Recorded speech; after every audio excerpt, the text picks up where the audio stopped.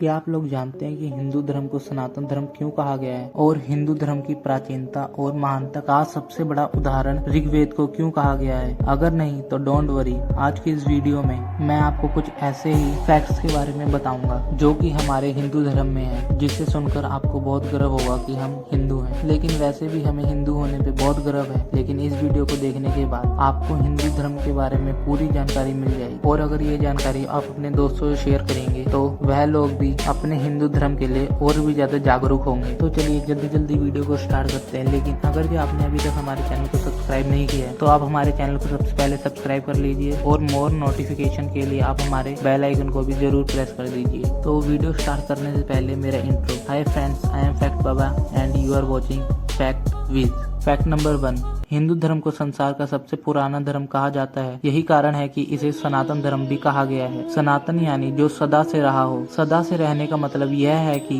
जब सृष्टि की रचना हुई उस समय से लोग इस धर्म को मानते चले आए हैं। इसे देवताओं द्वारा स्थापित धर्म भी कहा गया है। गीता में भगवान श्री कृष्ण ने कहा है कि जब जब धर्म की हानि होती है और अधर्म बढ़ता है तब तब मैं धर्म की पूर्ण स्थापना के लिए अवतार लेता हूँ। यानी इसे भगवान द्वारा स्थापित और संचालित भी माना गया है। इसे हिंदू धर्म की पहली विशेषता मान सकते हैं, क्योंकि इस धर्म को किसी मनुष्य द्वारा नहीं बल्कि देवताओं के द्वारा स्थापित और संचालित किया गया है। फैक्ट नंबर 2, हिंदू धर्म की प्राचीनता और महानता का सबसे बड़ा उदाहरण ऋग्वेद है। इसे हिंदू धर्म का सबसे प्राचीन ग्रंथ माना जाता है। कहते हैं कि ऋग्वेद की उत्पत्ति भगवान विष्णु के मुख से ही हुई है। कहने का तात्पर्य यह है कि भगवान विष्णु ने पहली बार ऋग्वेद का पाठ किया था। इसके बाद ऋषि मुनियों के द्वारा यह पीढ़ी दर पीढ़ी प्रचारित और प्रसारित हुआ है। कहते हैं कि करीब 3800 साल पूर्व ऋग्वेद लिखित रूप में आया था, जबकि इससे पहले यह एक दूसरे से सुनकर ही प्रचारित हो रहा था। फैक्ट नंबर 3, हिंदू धर्म के अनुसार भक्त भगवान के द्वार पर यानी मंदिर में किसी भी समय जा सकते हैं।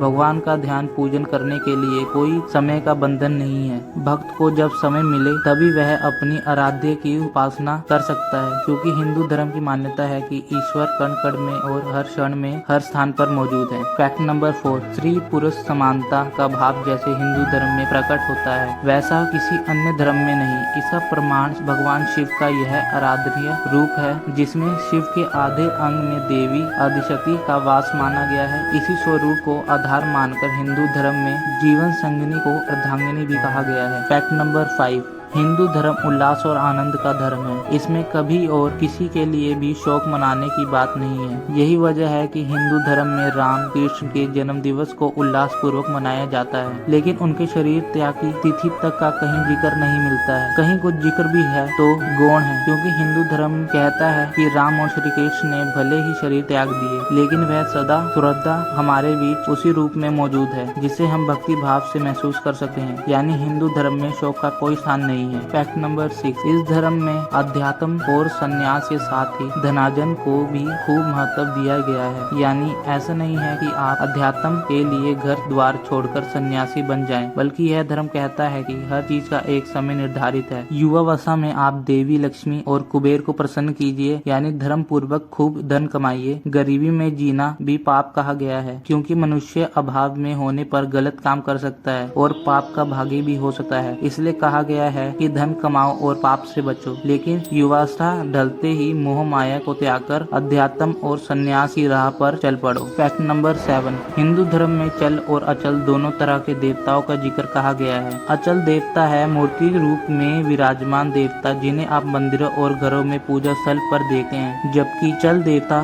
धरती पर चलने वाला हर जीव जंतु है। यानी हिंदू धर्म में हर जीव को भगवान माना गया है। गीता में इस बात का उल्लेख करते हुए भगवान श्री कृष्ण ने कहा है कि वह हर जीव में आत्मा रूप में विराजमान रहते हैं। इसलिए सभी जीवों में मुझे देखना चाहिए, और जो यह रहस्य जान लेता है वह पाप से मुक्त हो जाता है। फैक्ट नंबर 8, हिंदू धर्म में मृत्यु को भी देवता माना गया है। यमराज को जीवों के प्राणों को हरने वाला और भगवान शिव को संहार और प्रलय करने वाला कहा गया है। बावजूद इसके इन्हें देव और महादेव कहा जाता है। यानी हिंदू धर्म एकमात्र ऐसा धर्म है जिसमें मारक को भी पूजनीय माना गया है। इनके प्रति आदर का भाव प्रकट किया जाता है। इसकी वजह यह है कि हिंदू धर्म में मृत्यु को मुक्ति का मार्ग माना गया है। फैक्ट नंबर 9, हिंदू धर्म सभी धर्मों में लचीला भी माना गया है। इसका एक उदाहरण यह है कि इसमें काम भाव को भी महत्व दिया गया है और इसे आवश्यक बताया गया है। यही वजह है कि इस धर्म में काम के देवता कामदेव मौजूद है, लेकिन कामुकता को बुरा माना गया है। यही वजह है कि एक तरफ कामदेव को कामातुर दिखाया जाता है तो दूसरी ओर भगवान शिव को उसे भस्म करते हुए दिखाया गया है। यानी सृष्टि संचालन के लिए काम आवश्यक है, लेकिन जब यह अति होने लगे तो इसका अंत होना जरूरी है।